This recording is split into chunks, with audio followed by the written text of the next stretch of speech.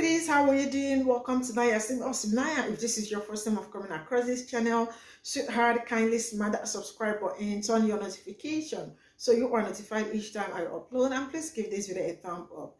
I appreciate you all so much, and I am saying a very big shout out to every one of you for all the love and support you all showing me here with. I am grateful, and you all are super sweet.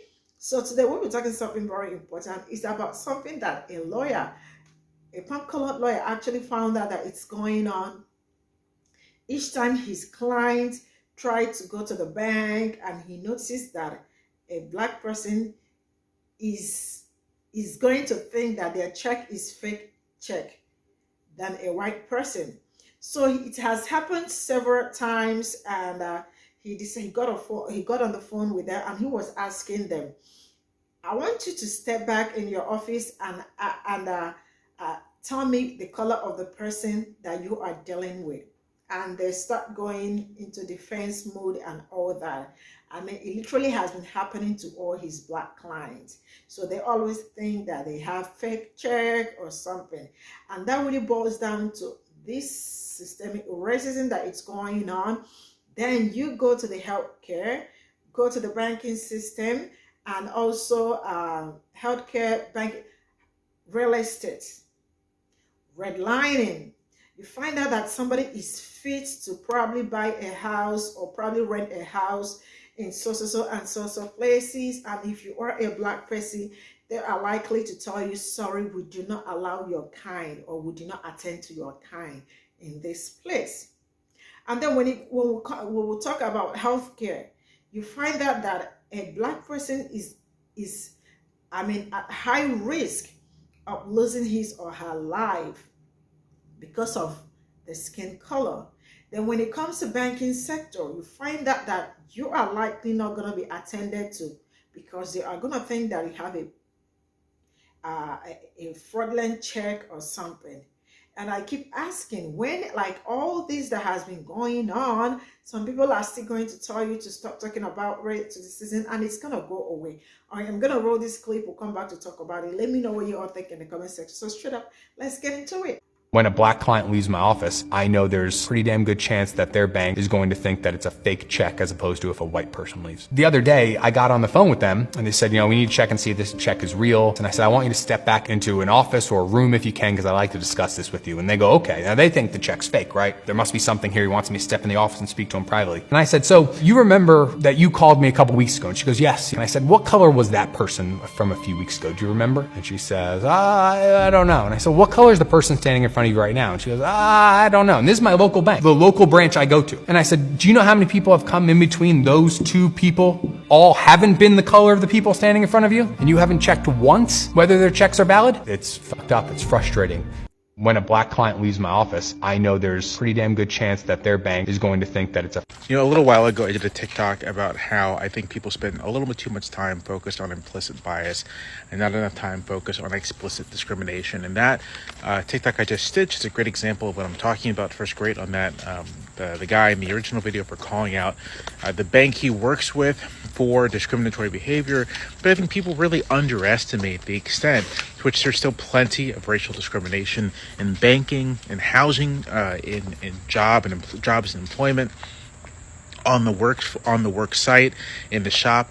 There is still quite a bit of straightforward, explicit racial discrimination. Now, the difference between now and the past, right, is that it no longer happens under the color of law, right? That if a company or a bank or whomever is found to have discriminated, there are legal remedies for the victims. But the existence of legal remedies, the existence of laws that are supposed to make this kind of behavior not just unacceptable, but disincentivize it, doesn't change the fact that it still happens. And it happens in multiple ways, right? There is plenty of research on how Black Americans have a worse time, to put it lightly, with mortgage lenders, with appraisers, with banks in general. We've all seen plenty of anecdotal instances of someone being discriminated against at a bank, police being called when they tried to cash a check or something like that. There is also, we have plenty of examples of banks, lenders targeting Black communities for predatory loans. targeting those groups for the kinds of financial instruments that are going to leave them worse off. I guess my basic point is that while individual bias and prejudice are important, obviously people should work on themselves. I think in terms of thinking about racism, in terms of our society, the more important focus should always be on institutional discrimination by institutions, structural disadvantage. And that stuff is all still very real. Sorry, I gotta throw this away. And what it does is it works to reproduce racial disadvantage. And it's always important to remember, right, that the purpose of racism isn't simply to make people feel bad or whatever. The purpose of racism, it's a way of structuring a society, structuring the distribution of capitalist inequality, and structuring people's exposure to inequality and disadvantage. And those are the things that we should be focused on, not, whether someone is a shitty person or not, which is, it's bad that they are, but institutional, structural. Black client leaves my office, I know there's a pretty damn good chance that their bank is going to think that it's a fake. Please go back and watch that, the whole thing, and listen to it. It's about 30 seconds long, if that long. In the game of real estate, I'm a real estate salesperson here in the state of New York, specifically in New York City. When you close a nice lucrative deal and you get your check, your commission check has a lot of zeros in it sometimes. 3, 4 zeros next to it.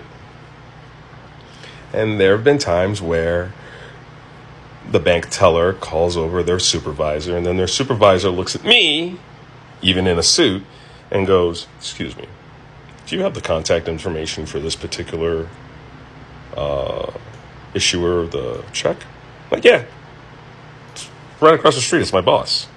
Mind you, the bank I was going to at the time was my branch bank, the bank that I started my account at. So it's not, they hadn't seen me in there before, and I had deposited other checks with the same issuer across the top because it's my broker, and I'm just collecting my share. That's it. Well, I had mentioned that. They'd looked into my account and seen how many other checks I had deposited. And one of the things that I heard was, well, those checks aren't this size. I mean, it's a 4-figure check. But I give them my broker's number. My broker answers, of course, and is berating the bank manager.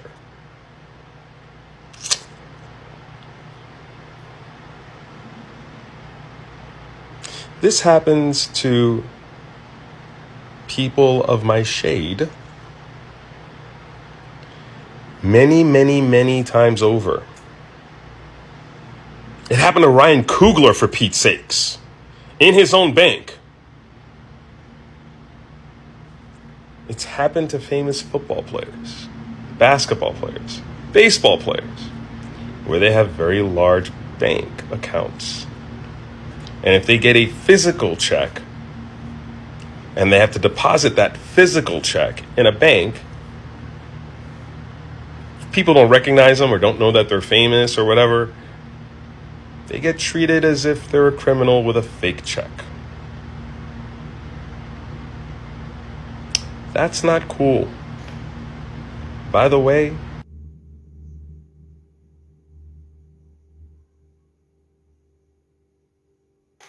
I know there's a pretty damn good chance that their bank is going to think that it's a fake check.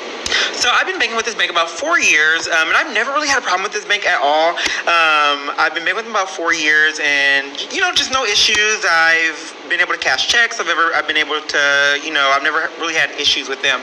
However, this is one of the big banks in America that have been in the news for trouble, legal troubles for allegedly, mixing up transactions to charge more overdraft fees.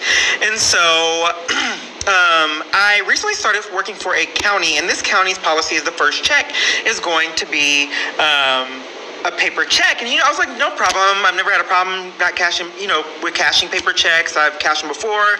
I've cashed government checks before. Never had an issue. And so when I went in to cash the check, like normal, I cashed and deposited. They were like, sure, no problem. They gave me the bank slip saying that it was going to be in my account within 24 hours. I go home, wake up in the morning because my transactions usually come over the next day. I usually never have a problem with it. So I wake up and my money's not there. So I was like, oh, okay, that's weird. So I was like, okay, maybe it's just going to be put in later, within 24 hours. So a few hours, I get ready for take a shower, get ready for the day, and I check my account again, and I was like, let me check my statements. Someone just told me to do that. So I go check my statements, and the money was put in my account that morning. However, it was taken out. And it said that there was a hold on my account. So my account was frozen. So I called customer service, frantic, like, what's going on? My account is frozen. Can you tell me what's going on? They're like, there's nothing we can do. We can't really tell you anything much about it. You have to go to the bank that you deposit that check in, and you have to, ask them. So I go there and I ask the bank people, hey, what's going on? I talked to customer service and they said this check, there's something wrong with the check. And they're like, there's nothing we can do about it. You have to go call customer service back and then tell them that we couldn't do anything to help you. So I call customer service back and they're like, they're wrong. They can't help you because you deposit that check there. So they go in. She's like, you know what? I'll just go in the system and see what's going on. So they go into the system and she's like, oh, we have to verify this check is a real check. We have to make sure that the check is not fraudulent. And so I'm like, what? A fraudulent check? I was like, it's a government issued check. How can it be fraudulent? And they were like, well, we just have to, our team has to verify the check to make sure it's fraudulent. There's nothing we can really do about it at this point. Your account's just going to be frozen. So at this point, I'm like distraught. I hang up the phone and I honestly break down. I'm like, I'm in my car crying.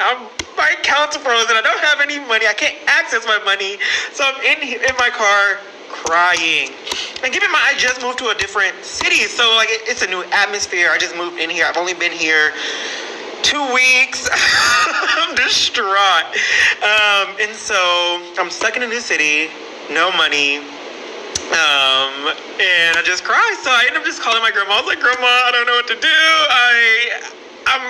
My account's frozen. I have to pay rent. And she's like, okay, calm down. Go talk to payroll. So I call payroll and I tell them what's going on. They're like, what? And they're like, who do you bank with? And I told them who I bank with. And they're like, what? We never have a problem cashing checks with them. So I was like, okay, that's weird. So I go and go to payroll, get the check cashed. I talked to payroll. They're like, hey, just tell the bank to call us and we'll get the check cashed. So I called the bank. I was like, hey, my payroll department said they can verify the check. Can y'all contact them? And they're like, they've never had a problem with you, so can you call them? And they're like, no, we have to verify our check on our own. We have our own systems that we have to do. We can't verify the check using them. So I was like, you know what? I was like, just cancel my account. I was like, I don't want to deal with y'all. Just cancel the check, scrap everything, issue me my money, run me my money right now. So they were like, we can't do that. We can't break those. We can't do anything with that account. We have to verify that check is real. Then we can start closing your account if you still want to do that. I was like, what? So anyways, I go back to payroll. I was like, can y'all just cancel that check? Write me a new check and call it a day. So they end up doing that. Everything worked out. I just ended up switching banks because that was too much over a stupid racial profiling. Like, because I'm black.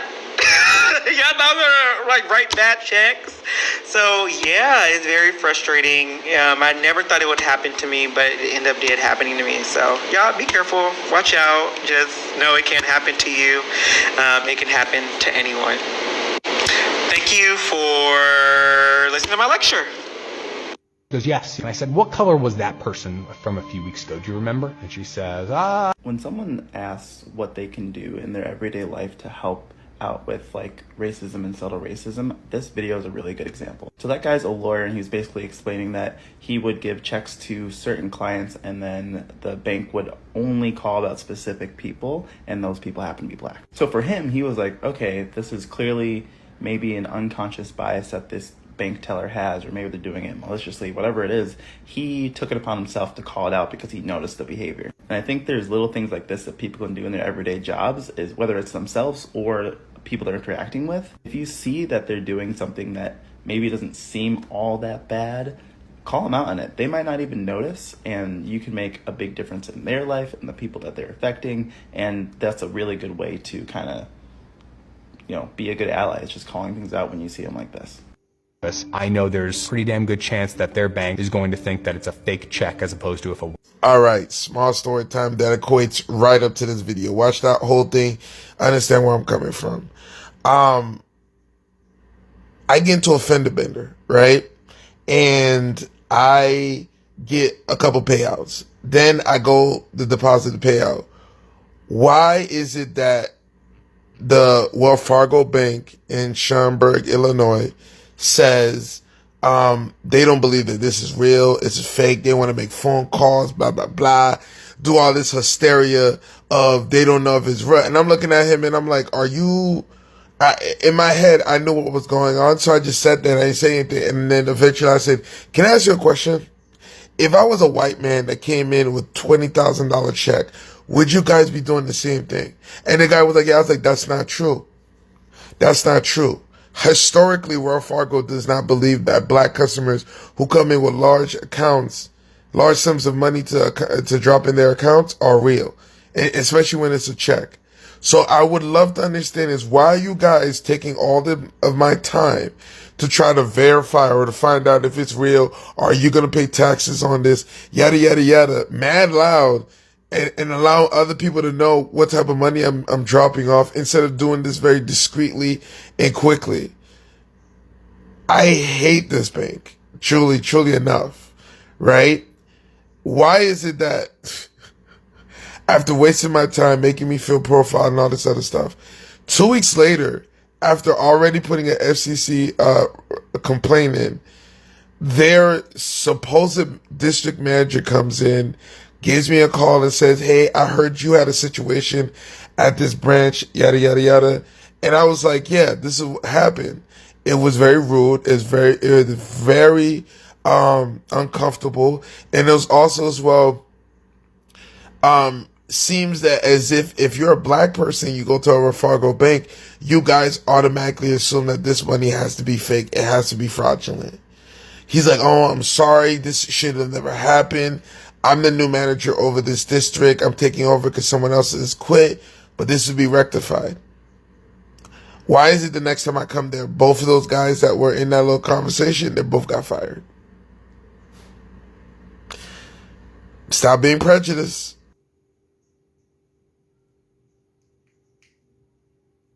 And she goes, I don't know. And this is my local bank, the local branch I go to. And I said, do you know how many people have come in between those two people? So this is all I got from these stitches. And I love the fact that this man called them out. And this is how to be an ally, And trust me, this is day-to-day experience or day-to-day kind of thing for black people when they get profiled or when they are denied some certain things or because they are black. And you can imagine, he already noticed that each time he gives, he sends a black person to the bank, they end up having problem. And then he called and he was asking, who is the person, what is the color of the person that you ordered? So this is what they have been doing. And this is actually happening in so many places, banking sectors, real estates, and the rest of it. Healthcare too. So it's an eye-opening. I think black people are already used to it. When it is time for them to be attended by a doctor, they get this kind of... That reminds me of the video of one black guy who actually went to the doctor, and the good doctor was scrubbing his skin and was asking him, did you shower today? At least did you brush? Can you imagine that kind of stereotype, And also when it comes to real estate, when black people call to buy houses in some places, or when they want to live in some places, they tell them, sorry, we cannot attend to you because we do not accept people that look like you in this neighborhood or something like this. In the banking system, I have also seen where black people actually went to open banks somewhere and they told them, sorry, we do not accept black people.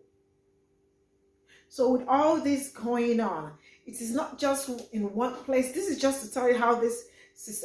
Somebody says subtle racism. This is not subtle. This is not subtle. This is pure racism.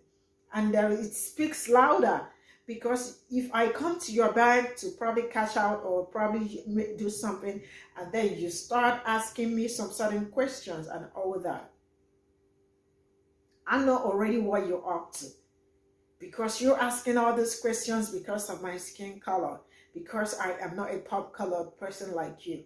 And that also reminds me of one story a brother told about where he went to get a loan, and because he has too good paying job, and they kept telling him, come today, come tomorrow, and he got like a really great job, went back, they still denied him. Not until he decided to try it again, and he met a black person and they gave him that. So all this is a very horrible thing going on, and it is happening to black people. And some people are still gonna sit down and tell you, forget about it. I mean, there is nothing like racism. It is no longer happening. When you stop talking about it, it will go away. When is it gonna go away? How is it gonna go away?